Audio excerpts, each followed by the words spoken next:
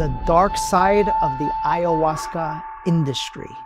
As a matter of fact, ayahuasca and industry should never go together. And that's what we're going to be talking about on this week's episode of The Higher Self. We're going to be sharing with you, because it's important. It's important that the world hears about this. Some of the things that you may not be aware of when it comes to sitting with the medicine, because this is, this is such an important part of the work that we do here. We want to make sure that you are aware of everything that you need to be aware of. So we have our friends Francesca and Niels here. Say hello, guys. Hello. Hello, hello. You guys flew in from Costa Rica, Yes, to be here. Yeah, thank you for having us. We're delighted to be here. We're glad you're here. Francesca, I'm going to start with you. You were a viewer of the show. Mm-hmm. And there was a while there, and by the way, we're committed to not sharing any names or doing any of that. But there was a while there where, I was starting to share and talk about places to go do the medicine at, and something was brewing inside of you. Like, take us back to that moment and what was happening. Yeah. So earlier on in my own journey, just, already being a little bit new to the world of ayahuasca and working in the space and starting to have my own opinions about how things were being run and how this industry was coming about, listening to your podcast and hearing so many of the things that I knew you were about integrity and about all of these things. And yeah, there was moments where I felt confused and where I felt troubled around why you were supporting the things that you were supporting. And it wasn't just with you, it was with people all over the place, different influencers and podcasters that I was watching, and starting to ask myself this question: how much do they really know? How much did they really know? Yeah, how much do they really know? And of course, I know the intention is always good. Mm-hmm. There is this hidden side to this booming industry of plant medicine. And if we're not aware of the right questions to ask, we just don't know. We just don't know. We're having these really ecstatic and beautiful, expansive experiences. And that doesn't necessarily reflect always the quality of practice that's happening behind the scenes. Where do you think most of the confusion came from? When you say maybe they don't know, let's start with some of the basics. Like, I'd love to ask both of you, what's your background working with the medicine? What's your background working with the medicine? Let's start there. Yeah. And we'll go with Niels. Yeah, I went to Peru for the first time in 2012. And I wasn't seeking to kind of heal anything in particular. I was just more, I was in a phase of adventure and deep travel, and came across ayahuasca, and it blew me open. It healed me of a lot of things, a lot of guilt or shame or parts of myself that I didn't accept. And I had this experience of meeting somebody in Iquitos in 2012, and he'd been there a couple of times, and he wanted to create a center of his own, and he was kind of going around shaman shopping and like trying to drink with as many maestros and get to know as many maestros to find the person that felt right for him to kind of collaborate with. And so I thought, all right, I'll jump on with that and just get an understanding of what all of this is. And that was quite a while ago. In 2014, with an ex-partner, I opened a medicine retreat in Peru, in the Sacred Valley, and worked with a mestizo maestro from a lineage called Palero. And for 5 years ran retreats down there. And I was super young, super inexperienced, super didn't know really a lot of what I was getting myself into, but learned in the fire, I guess, like a lot of what to do, what not to do, how to hold space for people in that beautiful, powerful, and chaotic medicine. And just a lot about the human condition, through witnessing people's journey of healing. I love that. Okay. Francesca, how about you? Yeah, so I first sat with ayahuasca at the end of 2018 after about over a decade of pretty severe addiction, depression, anxiety, all of the things that we hear about. I started healing and getting into different modalities and yoga and Eastern philosophy and these things. And I was actually gifted an ayahuasca experience by a dear friend and went and sat for the very first time and did exactly what we tell people not to do, which is drink in a few ceremonies, think you're ready to work with a medicine, and apply for a job. Oh, wow. And that's exactly what I did. Wow. And threw myself into this world of Shipibo medicine and learned as the same way as Neil, is really throwing myself into the fire, making a lot of mistakes, not knowing how to protect myself, not really understanding the deep energetics that we were working with and how much energy I was taking on from other people. And Niels and I met working together in 2019 at a bigger center.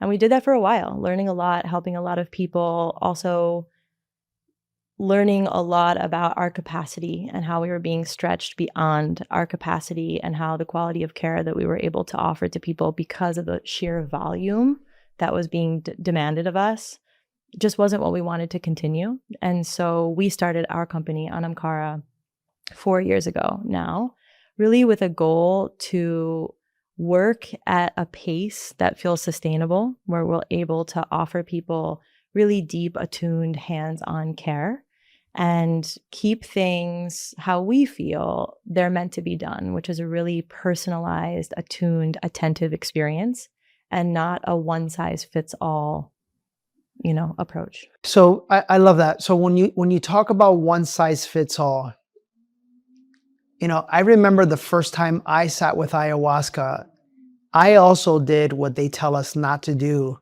I wanted to tell the planet that they had to do this. Yeah. I mean, I envisioned flying over a helicopter, everyone opening their mouth and pouring it in. Yeah. Because I was like, oh my God, everybody needs to feel this. This is incredible, That's the bad. The good is it allowed me to open things like Awaken and, trying to find other ways to help people. But, I want to start getting into the nitty gritty. When you say the sheer volume, I think what you're saying is you're talking about amount of people in a ceremony. Yeah. It's and fun. Frequency. There's centers or there's, spaces where group sizes are really big, up to 60, 70 people or more. 60 or 70 people doing ayahuasca together at the same time. Yeah. And okay, even I know that's not good. Right. And there's also but before we do that, let's talk about this. Why is that not good? Because I really want this to be educational for people so that they could, ask questions and. Well, first of all, in order to create a ceremony space where you are drinking ayahuasca with that many people, you ultimately are losing connection with the maestro and with the shaman, because it would be impossible for them to perform, depending on what lineage you're working in. We work in the Shipibo lineage, where there's a focus on an individual healing. So there's an individual surgical healing that every person is receiving. When you get to a certain size, that becomes impossible. The maestro can't possibly walk around to 60 or 70 people and give them that individual healing. So when you start getting to a certain size, for whatever reason, for profit margin, for whatever reason there's a loss of lineage, there's a loss of ceremonial tradition, you start running into issues of, we have to start cutting corners. We have to start shortening things. We have to start taking things out of the original context of how they were done to fit this model. Just like the commodification of anything in the West, right? It starts to lose the specialness, the slowness, the ceremonial aspect, so that it can be repeated and repeated and repeated, and the group size can grow. And so why is this bad? We're not here to say what's good and what's bad, but if you were to go to a heart surgeon and receive open heart surgery, which is very similar to what drinking ayahuasca is. For sure. How many surgeries a day would you want to know that surgeon is doing? Would you want to know that would you want to know that right. you're number 65 or 85? No, because he's probably tired. He's probably hasn't seen his family, etc. As well as the energy, just the sheer amount of energies and entities that are coming off of people. These ceremonies are cleaning. They are a deep cleaning that is happening. And so we can't tell what people are coming in with. The whole point of the ceremonial space is that it is a safe space for us to release. And those might be things that we're carrying in our life, but they also might be dark energies or entities that we've been carrying in our lineage that we don't even know are there. And so when you have so many people in the room, the energetic hygiene goes out the window. The role of the maestro is not just to perform the healing, but it's to create and keep the energetic hygiene of the space. So what's coming off of somebody else isn't attaching to somebody else in the room. And so there's a synergy and a symphony of energetic organization and alignment that needs to happen. And when you get to a certain number, it's just a giant mess. And there's also this massive expansion of interest and people throwing themselves into a lot of powerful plant medicine, entheogen experiences. And like you said, you know, feeling that you wanted to sort of share it with the whole world, like cracked open and full of love. And there's this concept of openness being like so good, and it does feel good to open ourselves to the energies of the cosmos, the energies that are benevolent and beautiful, that come in and nourish us, bring alignment, bring insight and wisdom, and help us to come back to our core, you know.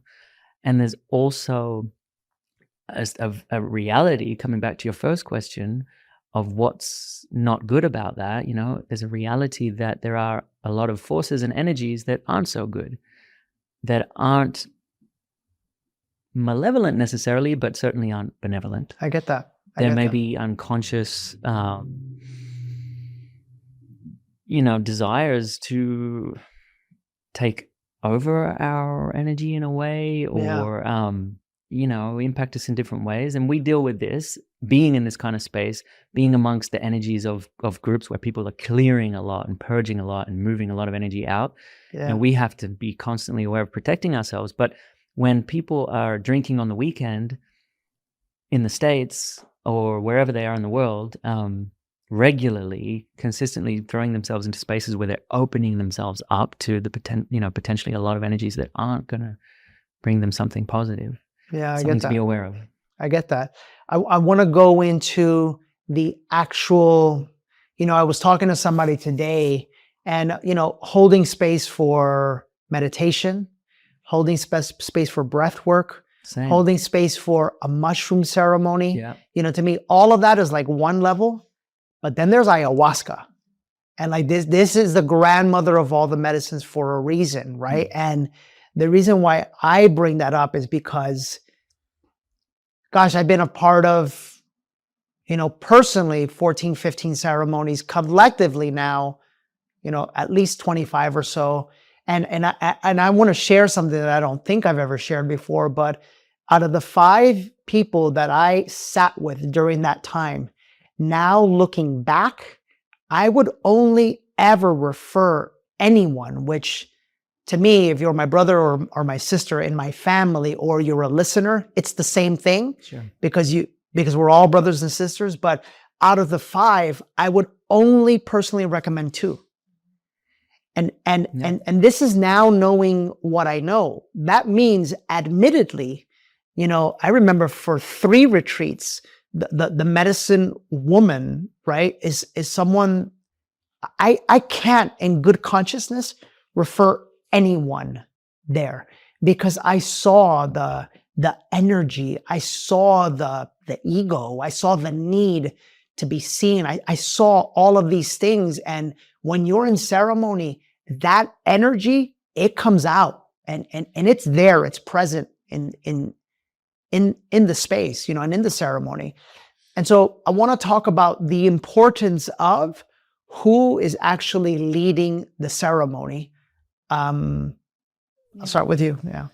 We work specifically with Shipibo maestros. So I feel like I want to speak to that. Yeah. What does that mean? Yeah. So the Shipibo lineage is one of the many different lineages throughout the Amazon basin. They're one of the oldest carriers of ayahuasca medicine. And it's a beautiful indigenous group that really, the whole foundation of their technology and cosmology is this incredible connection to nature. And so their training, which is pretty brutal, it's long, there's a lot of sacrifice in order to be able to do what they do, is really a hollowing out of the human vessel. We talk about this ego, right, that you were saying that you see in people that serve. Now that we have these medicines in the West booming and we have more people calling themselves a shaman and thinking they can hold ceremony, you know, for us, the biggest thing we notice with our maestros is that they're not even there in the ceremony. Their practice is this hollowing out and weakening of their physical shape and their physical body to become an open, clear channel for the medicine of the plants to be channeled through them. And so there's no ego involved at all. Because there's no self. Yeah. And for them, in their lineage, if you ask any Shipibo maestro, they'll say, I'm not the teacher. The plants are the teachers. Absolutely. And so there's this incredible sacrifice and process called dieting. They go through these plant dietas where they are in isolation in nature for many months, up to decades before they become ready to hold energetic space and serve another person. So there is a very long, arduous, devotional process that they go through in their lifetime to work through exactly what you're talking about, the ego, the pains, the traumas, the different human things that they absolutely have, just like anyone else. But the process isn't rushed.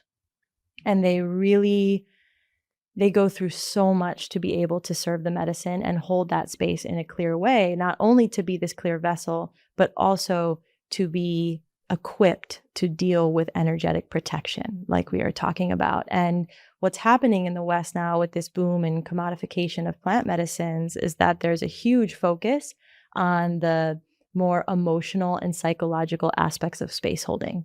Do I know how to create a safe space? Can I be with people, even with mushrooms or with ayahuasca, whatever it is? Am I able to sit with people and process and be a safe space for them to feel their emotions? That's great. That has nothing to do with what happens when you are using these psychoactive substances to lift the veil and you are increasing your porosity to be vulnerable to all of the unseen forces of the world. And so having a maestro in a ceremony that is highly trained to deal with energy, that can see and feel and diagnose whatever energies they feel are coming in and out of the space, for them, it's not about openness. This term openness is a more of a Western thing that we think, oh, I want my heart to be open. I want to be open to new ideas. I want an open, expansive mind, which is great. But in shamanic cultures, you would really never hear them talk about openness. They talk about boundary. They talk about protection. They understand that to be clean and aligned and to feel good and connected, that requires a massive discernment and boundary with the outside world. So they are incredibly selective with what they allow in. And that requires this incredible sensitivity that they develop to work with energy, to be able to sense every single thing that's happening in the space, what is coming in and what needs to remain outside. One of the biggest parts of awakening is realizing that your body, your vessel, and how you treat it affects everything else in your life. In today's world, our food supply is depleted and our soil is stripped of the vital nutrients that our bodies need to thrive. No matter how clean you eat, it's nearly impossible to get everything that your body requires for optimal health. And that's why Kono has truly changed my life, because their supplements are designed to fill those gaps. They use holistic ingredients sourced from regenerative agriculture, which restores the soil while producing nutrient-dense ingredients to help your body heal and thrive. My two favorite products right now are the Full Body Hydrate, which has electrolytes and ocean-based trace minerals for hydration. And they also make a vanilla beef protein powder that's dairy-free, easy to digest, and made from grass-fed bone broth. Guys, this thing tastes incredible. If you're serious about awakening, start by giving your body what it truly needs to thrive.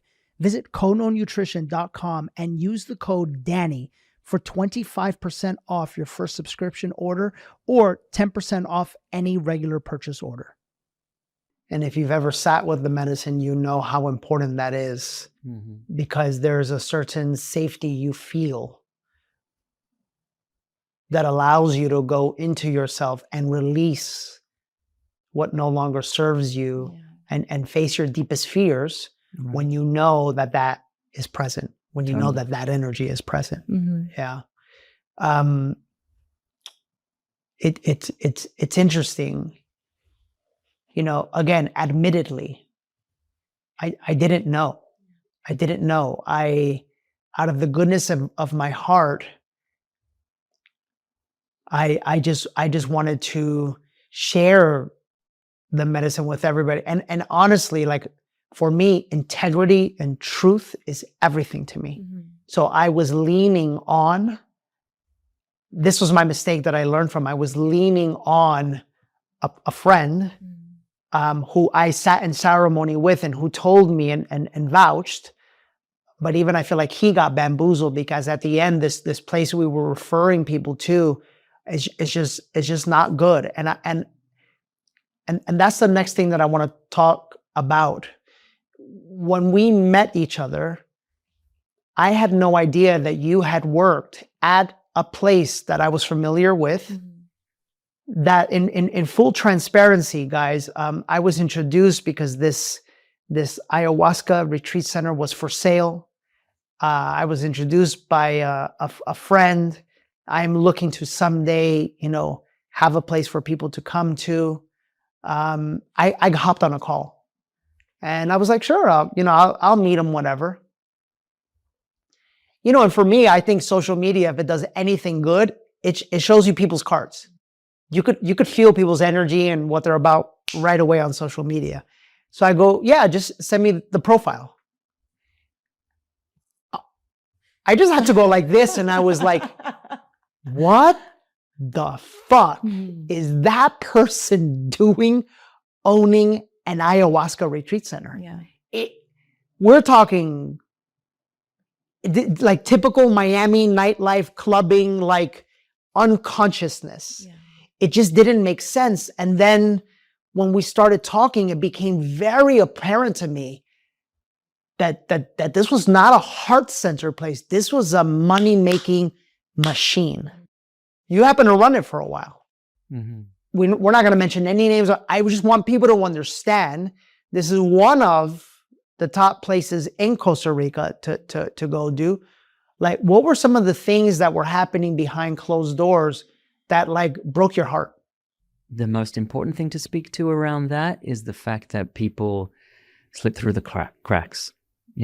I mean, this is such a deep, intimate healing work. And so there needs to be a certain level of touch with each person coming, to be with them all along the way, so that nobody's getting lost, because it can be traumatic. And there were some events that were super unsafe and scary. What made them unsafe? Volume, like the number of people coming through. I think it's just impossible to know exactly where each person's at and whether they're a good fit for this kind of work. And some people simply are not, some people are not in the right space. And if you have too many people coming through, you can't really vet everybody safely. And that was probably the main thing. And then other than that, just like a lack of integrity from the top to the bottom, beautiful thing about working with some really beautiful Shipibo healers that are really skilled is they kind of like carry all of the weight of the integrity. But that leads me to a next point. Like, let's talk about some of these maestros and some of these families who, for lack of better words, are being used in this massive money-making like industry. And because they've done the work and they are so beautiful and loving and selfless, they get mistreated. Well, you also have to think about the major discrepancy between a Western white person who's running a giant business and an indigenous maestro that comes, although they have this incredible spiritual connection and these amazing gifts that are so valuable, they come from extreme poverty. They come from extreme challenge. And so there's a major discrepancy here happening between maybe they think they're being paid well or they think this is a good opportunity. They are almost always going to say yes. they don't necessarily feel super comfortable standing up for themselves, asking for more money, asking for more rest, saying, a maestro isn't going to speak up necessarily and say, we feel this group size is too big and we're running too many retreats. And, for Niels and I, the way that we run things is having a really close and safe relationship with these maestros where we are constantly asking them, how many people can we have in the circle? Okay, how many feels like too many? Does this feel like a good schedule? How much rest do you need in between? And a lot of times they're like, yeah, it's fine. Everything's great. And sometimes we were just asking them, how many people can you sing to before you feel that the quality of the work is sacrificed? 16, 17 was what she told me. 16 or 17? 16 or 17. Okay, I want to pause here. When you say sing, this is very important. If you've never been in a ceremony, what these people do is they literally, like, you're laying there and they're singing specific ícaros that are literally, this is going to sound nuts. It's like the music notes are coming out of their mouth and like penetrating your heart and soul and like doing this and like pulling it all out. And you're right. It's fascinating to me. It's fascinating that music can like do that to you. And now, it's really crazy to hear you say that they say 16 or 17, because I thought the number was 30, because that's just what I've been around since I started doing this work, Because this goes into a deeper topic about, right practice and what they're actually doing, what healers are actually doing in these energetic, spiritual, shamanic spaces. And in all ancient indigenous shamanic practice, there's always been this practice of being in relationship with spirit, with land, with, whatever is around you in their environment, basically. The Shipibo, for example, they come from the Amazon. So of course they have an abundance of plants. They have, it's like the natural pharmacy of the world. A lot of the modern drugs that we have come from plants in the jungle. So they, historically, they didn't have hospitals, they didn't have doctors, they had the local healer. And the local healer would treat all kinds of illness and disease, from, remedies and topical ointments to steam baths to, plant baths to drinking ayahuasca and connecting with the spirits of the plants. And so what they do when they're singing is they're connecting and channeling the spirits of the plants that they have cultivated a relationship with over time in these grueling practices, the dieta. And wow, I never understood that until right now. And this is, and it's the same if you go to the mountains of Peru and the Quechua people, the medicine people there, the Queros, the Pacos, they are deeply connected to the mountains. They're from the Andes, right? And so the mountains each carry their own spirit and energy, and they call upon them for blessing and for healing, for their healing energy and their alignment. So that's what's happening in the ceremony. But in order to cultivate that relationship, it requires like a lot of very boring, very arduous, sometimes very painful process to, as Francesca said, hollow out and quieten down so much that they're able to hear spirit speaking to them and receive the energy and the transmission and the alignment that the spirits of these beings bring. Some, maestros that I've met in the Amazon have told me, when we diet, in this process of dieting, we quieten everything down, and then we're finally able to hear and listen. And the spirits of the plants, they come to us and they teach us things. And it's that simple, Without that devotion and that practice of guardianship with nature, which requires being in reciprocity with, being in deep connection with spirit, they can't do that work. And so this is where the issue in a lot of, the psychedelic explosion that's happening is, we see, for example, again and again, people who are studying to serve mushrooms, for example, or other medicines. And of course, their intentions are beautiful and they want to, help heal consciousness on the world. And that's wonderful. But what I see in these courses is that there's a focus on the science of what's happening in the body, which has nothing to do with the ceremony space. And there's a focus on the therapeutic approach, which is important. It complements the medicine. But there is no focus on guardianship, on, cultivating spiritual allyship with nature, because those spirits and those energies come and they help to keep the space protected. They help to go to battle with certain energies that are stuck in people, entities that are stuck in people. And this is the dark side, if you will, like it's not all love and light. It's not all rainbows. Yeah. There are non-benevolent forces out there that if you don't have the training and the skill to deal with, then you have no place doing that work.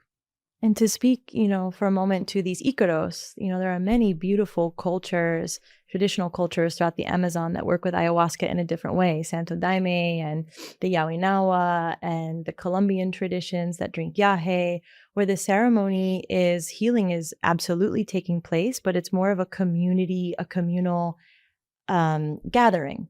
There's singing songs and chants and dancing and things like this, a lot of music, and it's more of this community-based ceremony where everyone is kind of healing together. The Shipibo ceremony is very quiet. It's very introspective. It's the only lineage that I know of that every single person in the ceremony will receive this individual Icaro, these ancient songs where exactly what you said, they're using the frequency of their voice to create energy and get into the body and dissolve things, move things, rip things out. They're opening up and aligning the body with the frequency of the Icaros to give you this personalized surgery. So you and the person next to you and the person next to that are not on the same plan. Yeah. It's about what you need, what's safe for you, what you are ready for. And the maestros are working with you over the course of the week, over many ceremonies, to deliver a powerful experience, but one that you can integrate. It's not about just ripping everything out, dissolving your whole identity structure, a total tower moment. Of course, there can be ego death and dissolution, which we might be ready for, but they're very skillful and practical about how much is going to help you in your life right now. For where you're at. Yeah. And so it's very individualized, it's very specific, and to us, the most effective. I can appreciate that. Yeah. Yeah, I really can. So let's take things a little bit of a different direction. We spoke about the medicine people, we spoke about, ownership. And now I kind of want to know from you guys, for lack of better words, like horror stories.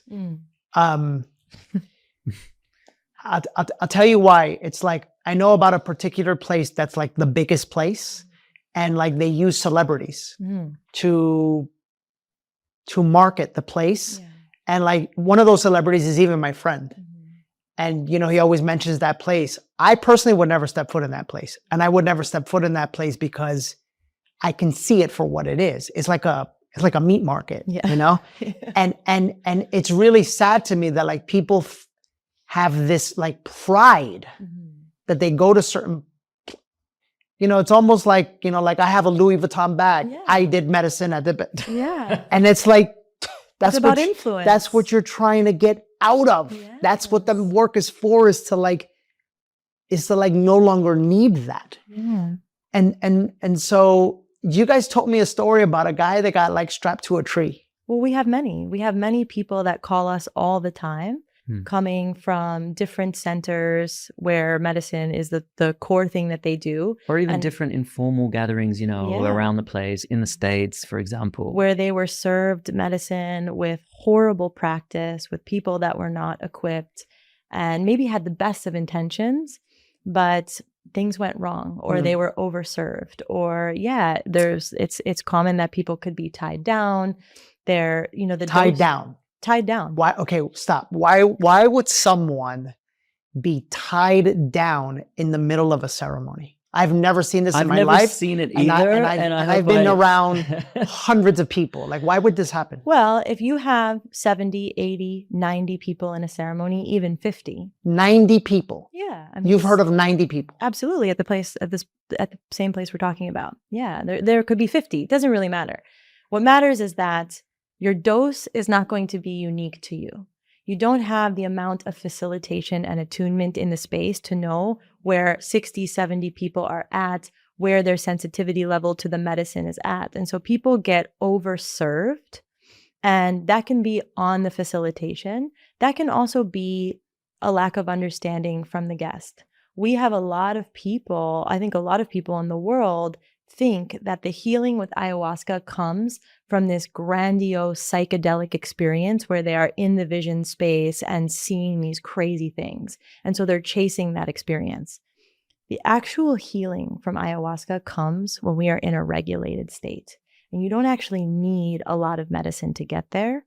And so a lot of times people can be chasing these very highly stimulatory, visionary experience. They're drinking more. They don't want to hear the subtle messages of the plants. They want to arrive to something. I get that 100%. So there's different responsibilities here, but yeah, people can be tied down.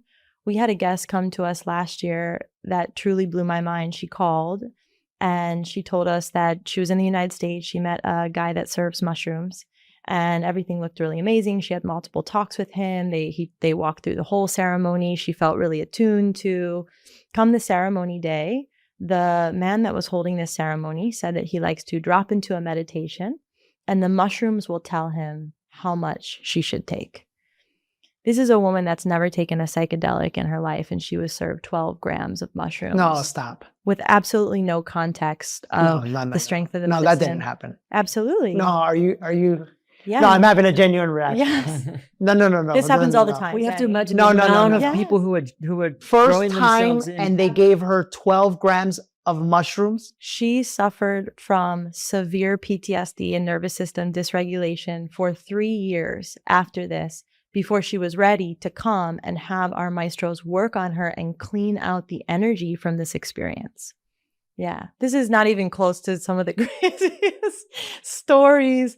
I mean, we get calls from people that are served ayahuasca with mushrooms, with bufo, with cambo in the same weekend by one person. Wait, what? Yes, the mixing of Which is medicines. super common. Which is Super common. never do that. Not traditional at all. Yeah. I mean, for example, the reason that it's not traditional is that when we work with the Shipibo healers, for example, they are masters of their world.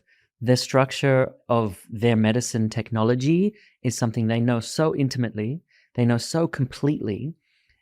Things outside of that realm are just, other energies that are going to come in and distort what they're doing. I get you. So that's the logic there. That's why, for them, they're oftentimes Shipibo healers are very stern about no mixing of medicines, no bringing other energies into the field while you're in a block of work with ayahuasca. For that reason, let the ayahuasca do what it's there to do without some other things coming to disturb. But it's very commonplace that people are doing multiple medicines and not necessarily in a good way. Sometimes I'm sure these aren't blanket statements, Yeah. There are people who are skilled in what they do and have a deep understanding of what they do and actually carry forth the guardianship that I was speaking to and hold great space, indigenous and non-indigenous. But with the volume of medicine that's being partook in these days, there's a lot that isn't as well. I feel like I need to say something borderline apologize. Because whenever I post stuff about the medicine, please understand that I'm coming from my perspective. And my perspective is like, thank God, I feel like I have always attracted, whether I would recommend them or not, safe places to do the medicine. I've never seen anyone hurt. I've never seen anyone harmed. And we're talking about hundreds of people, right? And it's really interesting how I'll get these comments on social media, with a lot of anger, like the medicine's not for anyone. And what are you doing? And I'm like, in my mind, based off of my perspective, I'm thinking there's no way on God's green earth that someone has sat with a medicine and their life not been changed forever. And now I get it. Mhm. What you're telling me right now, I can see why people are so, mad at or frustrated or hurt People's or lives are damaged destroyed. or people's lives are Yeah. destroyed Yeah. by the wrong practices with the medicine.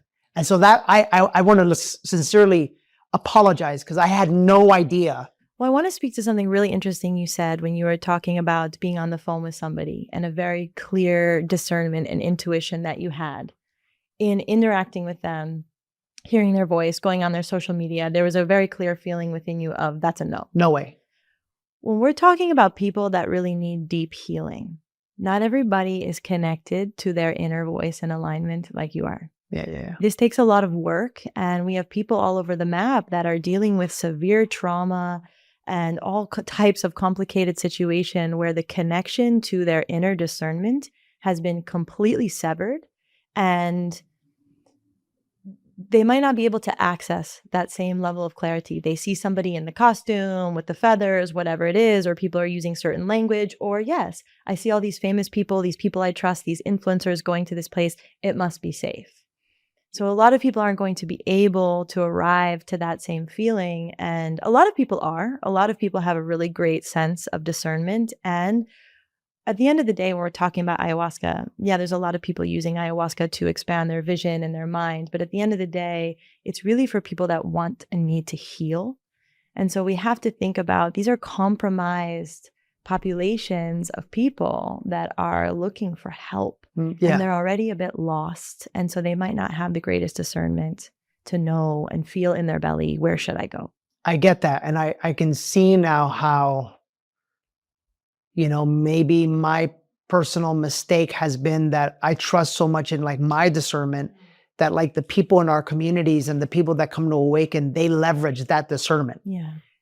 But if you're outside of that, you don't know. You're left to your own, and you're probably going on a website, seeing celebrities or seeing a beautiful place or whatever, but not knowing how to feel. Mm-hmm. And a lot of it is up to chance, where there's a lot of ceremonies that are happening here in the US, let's say, where people are going and having really positive experiences. Let's say that weekend that you happened to go, the energy of the night was right. The people that arrived, maybe they did participate in the diet. Whatever, there's a huge element of mystery when we're working with this mysterious feminine medicine. And so people can absolutely have good experiences. And then all of a sudden they go back to the same circle 2 weeks later, 2 years later, whenever it is, somebody in the space was carrying something really heavy, or there was an energy that came in. The person holding the space wasn't using tobacco, wasn't cleaning the space, wasn't keeping things clean and protected.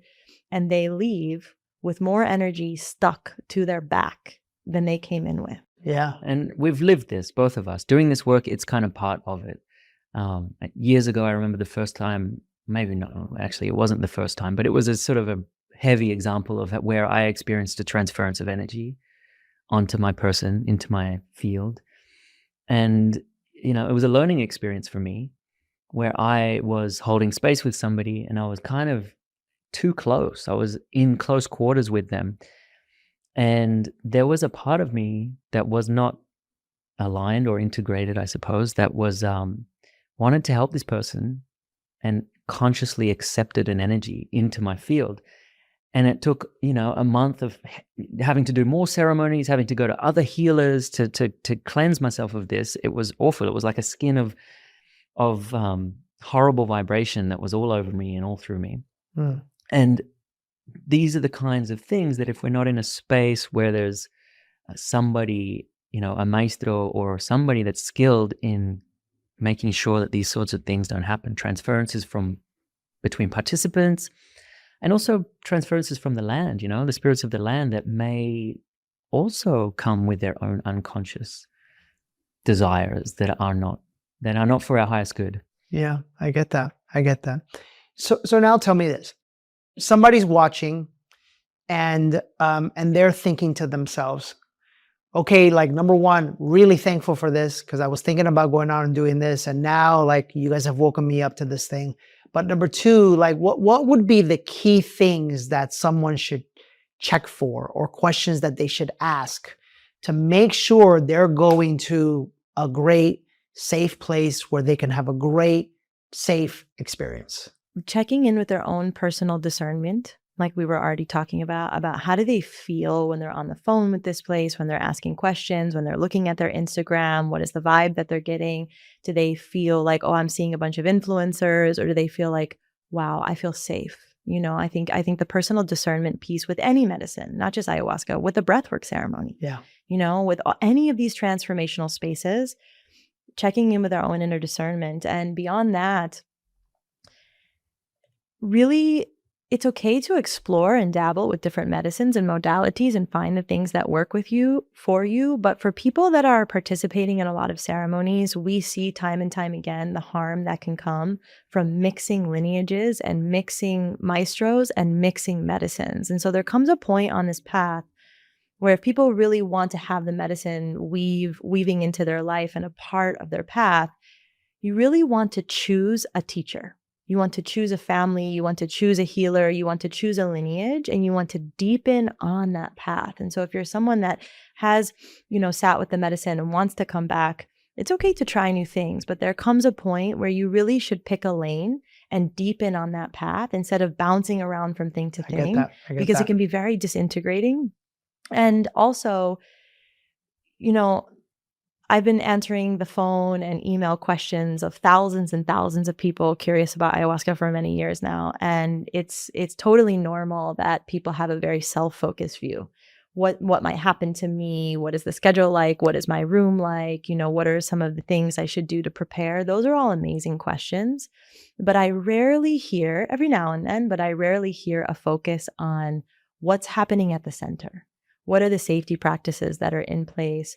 What is the reciprocity you have with the healers? How much are they getting paid? How often do you guys have retreats? How much rest is happening? Who will I be working with? Will the people that I'm working with in ceremony be available for integration afterwards?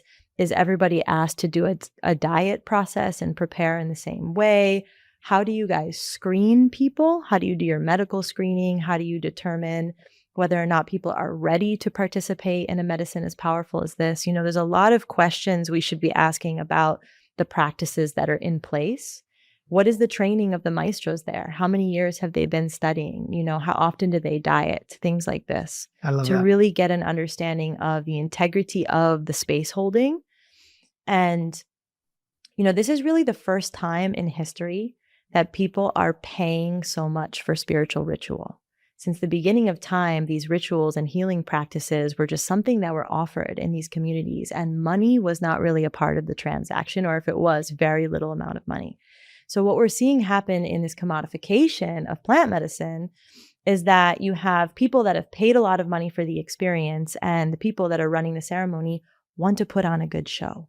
And like Niels was talking about, maybe that means skipping over a lot of the pieces of the tradition of the opening, the casting down of this protective net of the ceremony, the offerings to the land, the prayers that need to happen to make sure that this block of work we're going into is safe.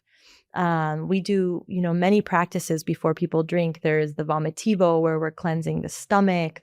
We're cleansing the nostrils. We're preparing people to be ready to receive the medicine in a safe way. But a lot of this is being lost because there's a rushing.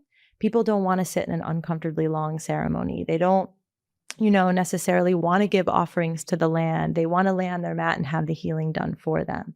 And so for us, the safest way to find effective, powerful healing with plant medicine is to go to the elders.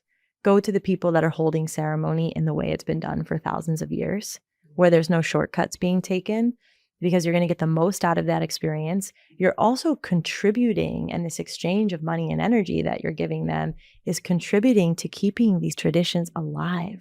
These traditions that are being lost by Westerners, taking them out of their homeland and thinking they can recreate them with a fraction of the training. So there's also a really beautiful investment to say, you know, I really do want deep healing. And let's say I live here in Austin. There are ceremonies happening all the time. It would be so convenient to just go on the weekend. But no, I'm going to offer my energy, my presence to this community, to this traditional lineage. and give my trust back into the hands of the people that are really the ancestral carriers of this wisdom and contribute to them keeping this alive. That means a lot to me. Again, admittedly, I've never once sat in medicine with somebody from any lineage, for that matter. Yeah. And that was my path. But I can see the beauty in it. I could see the value in it. And yeah, I can't wait to sit with you. I want to experience it. Yeah. Quite honestly. And I think another thing I want to speak to is just preparation. We're hearing about everybody doing mushrooms, drinking ayahuasca, all of these things, and we think that it's going to work for me too. And it is not a one-size-fits-all approach. It is not for everybody. And a lot of people that have been suffering for a really long time with trauma, PTSD, different physical illnesses, their nervous system and window of capacity is quite small. If we've been isolated, living in our house, not eating healthy food, really, struggling and suffering with a lot of unhealthy thoughts, not receiving help, not in therapy, not doing any practices that work, moving the body. If our window of capacity to receive intensity is quite small, coming in and drinking ayahuasca and getting blasted open with a huge intense energy is not necessarily going to be a healing practice. This was my own story. I was coming off of 12 years of coping through addiction to drugs, not able to be with discomfort. My mind didn't know how to meditate. I couldn't sit still. I had no capacity to receive the incredible force of this Shakti, this power of the medicine, and remain present.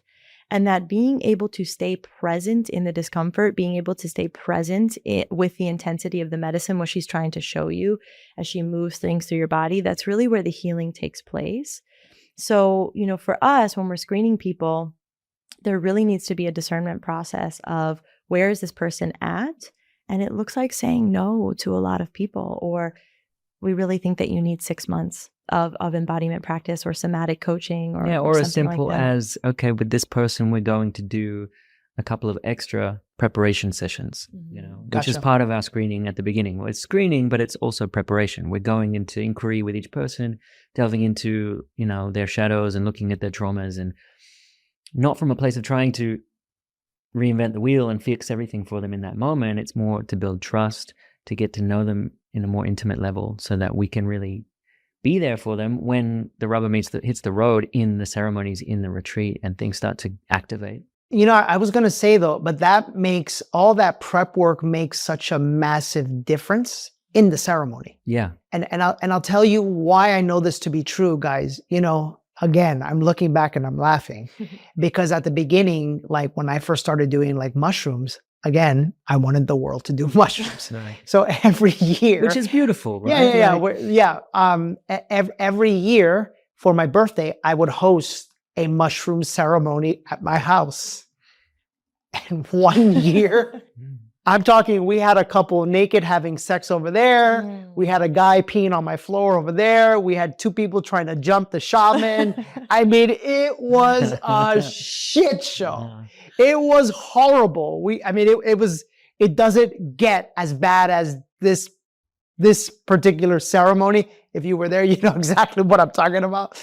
But now, I'm really proud to say that, the groups we take from Inner Circle or the Collective or Awaken You, all of them have been through Awaken. And so it feels like Awaken is like the preparatory, 1,000%. You know what I mean? Yeah. And then the weekly calls, starts to I make them uncomfortable with themselves so that when our groups are in ceremony, there's not a peep. Yeah. Right. Because There's what you're saying system. is so true. Yeah. They're now able to.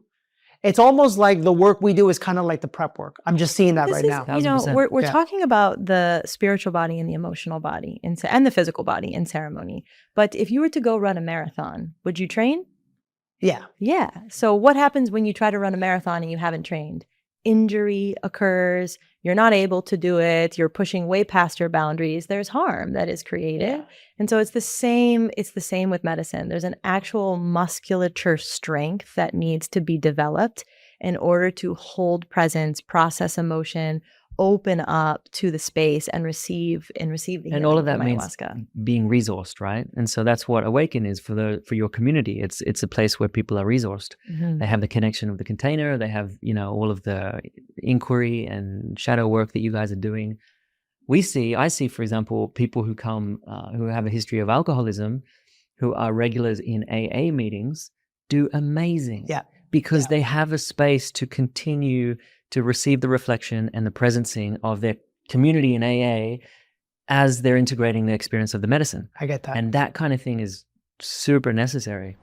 In order to not miss these episodes or the weekly clips that we provide that will help you in the 3 energies of human mastery, how to change your financial life, how to change your relationship life, and how to heal yourself physically, emotionally, and spiritually, make sure to subscribe right now to the channel. Trust me, it'll be the greatest decision and action you take today, because the value we are committed to bringing you is going to be life-changing. Go ahead and subscribe right now. I admitted in the previous place, look, I think I can say this name because I said it everywhere, and I was so Reunion is the name of the place. I'm officially letting you guys know I wouldn't send I wouldn't send anyone there, but if you want to go there, you're more than welcome to.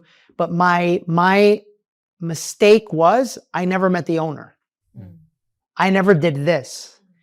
So by the time I started hearing things and I met the owner, within 4 seconds, it was a no. Yeah. Clear as day. And, this is now our 3rd meeting, right? Where I got to be honest, at the beginning, I was like, I don't know.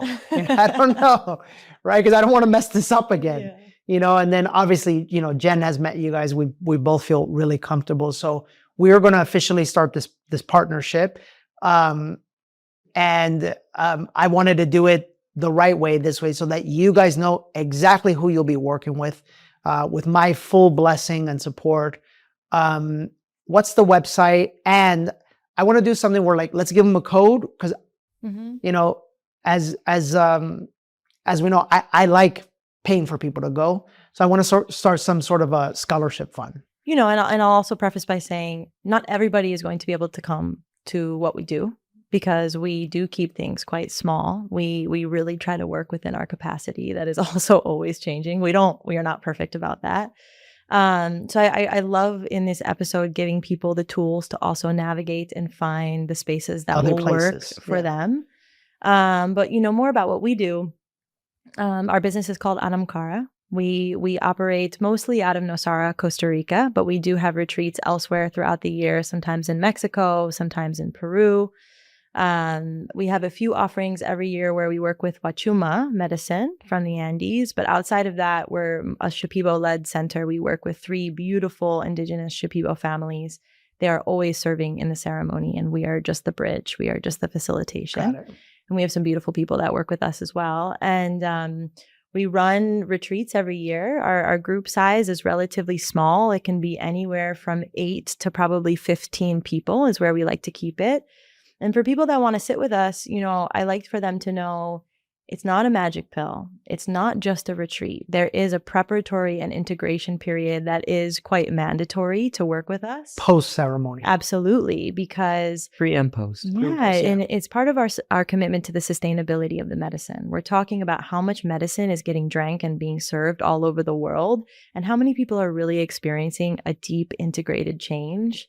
Not that high of a percentage. This is a finite resource, We never talked about the medicine. Yeah, we got to talk about the medicine. Hold on, pause. We were going to end this, but there's another thing, is the actual medicine that some of these people are mass producing. What should we know about the medicine? I mean, it's definitely, this is why we're so passionate about making as much as we can, as much as we know how at this time, making each ceremony, each retreat as effective of a healing experience as possible, right? Because it is a finite resource. And ayahuasca is being grown. Yeah, it's being grown now as like a cash crop all around, whether it's in Hawaii or in the Amazon itself, because the wild grown ayahuasca is harder and harder to find. you know, the maestra, one of the maestras we work with, Maestra Marina Cinti Feategui, she, you know, when she speaks of this, she gets emotional and starts to well up about, you know, the idea of ayahuasca becoming endangered and the idea of her, you know, her ancestral medicine being something that might disappear. And it's super sad. So Can we buy land yes, to make sure that it's protected? we actually have, Like, that would be my heart's desire. we have, you know, in partnership with some other students of some of the maestros that we work with, they've set up a foundation to you know, funnel money towards communities and towards individuals who are growing medicines, and, you know, teaching about sustainable practice with medicine. And, you know, some of you guys may not like this or understand this, but, you know, if you're starting something, you have to get the word out. And normally when you get the word out, you have to run ads to do that. In this case, like, this is your guys' ad, right? And you guys trust me and I trust them. So it's beautiful. So whatever you are going to reciprocate to me for that, I don't want it. I'm going to officially announce here, I don't want any money from this. I'm going to give it back to these communities. wow, That's the right thing to do. Wow. So that's my commitment. Not a dollar will ever touch my pockets. And I just want to, because I cannot fathom the thought of ayahuasca being gone. Oh, it's happening. No, it's not going to happen. That will not happen. And I cannot fathom the thought of something that is being around for thousands of years being gone. And I cannot fathom the thought of this beautiful healing being unavailable at a time where I feel like we're going to need it more. Yeah. So everything that I can do, this is kind of crazy, because this week I posted a video about Steve Irwin. yeah, And Steve Irwin was like, this is about saving the crikey animals, mate. And I was like, this is how I feel about saving ayahuasca. my paisano. A lot of people don't realize that, you know, where the medicine is coming from and how it is cooked, and the energy that has gone into the brew is a huge component in the efficacy and the safety of the ceremony. So even though we're located in Costa Rica, all of our medicine that we serve comes from the Amazon. It is wild grown. I love it. And sometimes, you know, the vines that we serve are 25, 30 years old. So this medicine has grown, the wisdom of the vine has grown in its natural habitat with all of the flora and the fauna and the energy. I can't wait to sit. You know, now we have medicines from Hawaii and medicines being grown in Mexico, and also, you know, more kind of monocropped ayahuasca being grown in Costa Rica. It's not the same. Okay, so look, here's what we're going to do. Number one, tell your maestros, like, get ready, because there's like some beautiful people from all around the world that are coming. Number two, tell them my commitment. You know, I want to report every month. I want to see the dollar amount. I want to connect and give it my intention to help these people, to help the medicine. Number three, tell them we're going to eventually buy a piece of land in the Amazon to help save it and protect it and grow it. And then number four, tell them eventually we're going to open a retreat center that'll be in partnership, that'll be beautiful. I know the name already.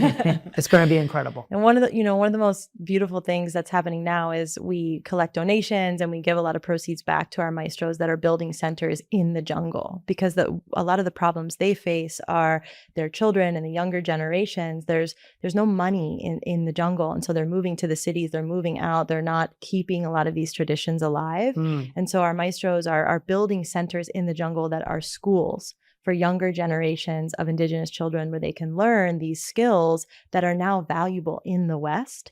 And, you know, the Shipibo lineage, the Shipibo nation, has lost 50% of their land in the last 2 decades to cocaine being grown in the Amazon. They have so many challenges, like as the cocaine industry that fuels capitalism and consumerism in this country.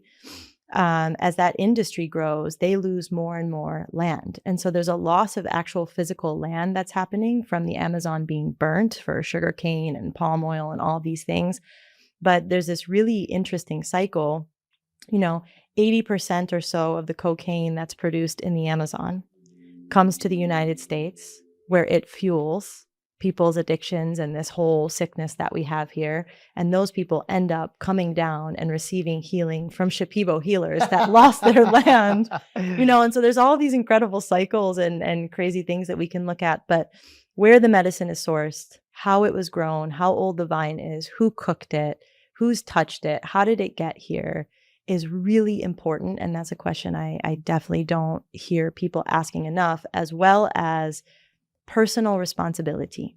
If you are somebody that's listening to this podcast and you've drank 20, 30, 40, 50 ceremonies, our rule of thumb really is, have I integrated everything that she taught me the last time? Before I go into Before I go back. 100%. 95% of the time we wouldn't be drinking again for a good while. And, I get that. And, I can humbly say that so many ceremonies I have been in that person, like still needing to really weave in the wisdom and the insights of the medicine into my life in meaningful ways before just going in again to drink more. I get that.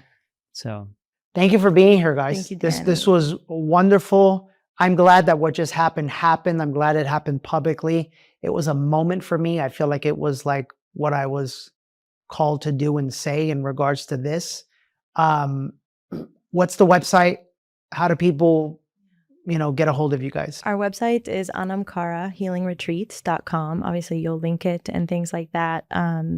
You can sign up on the website. We offer free discovery calls. Niels and myself personally speak to every single person that signs up to a retreat. So if you reach out, if you email, you call, whatever it is, you're going to speak to one of us. That's really important. We offer scholarships for every single retreat. So if you're a person that absolutely cannot afford the experience for whatever the reason, we don't even ask. We have scholarships running throughout the whole year where people can get anywhere from 20 to 60% off an experience. We have specific funding for veterans, so reach out, ask questions. If you're thinking about sitting somewhere else or with a different medicine or have already had a challenging psychedelic experience and you don't necessarily need more, we also are connected to an incredible network of therapists and integration specialists. Beautiful. We also offer ourselves. So you don't necessarily need more ceremonies in order to reach out. We're really passionate about helping people find safe places, find actual healing spaces. So that's what we do. That's our site. And how do you spell Anam Cara? ANAMCARA. And what's Anam Cara mean, by the way? Anam Cara is a term from a beautiful Celtic book of wisdom by John O'Donoghue, a spiritual book. And Anam Cara means, it's Gaelic. It means like a soul friend or a soul spirit guide that comes into your life to guide you when you're lost. And that's really what we aim to be for people. I love that. John O'Donoghue was a Catholic priest who later renounced, but when we first met, we would read that book together. And when we eventually came to create our retreat, we were like, what are we going to call it? What are we going to call it? And then it became Anam Cara. Anam Cara. I love it. I love it. Thanks for being here, guys. Thank you. Yeah. Thank you. I hope you guys enjoyed it, but more than anything, I hope you guys really feel into this.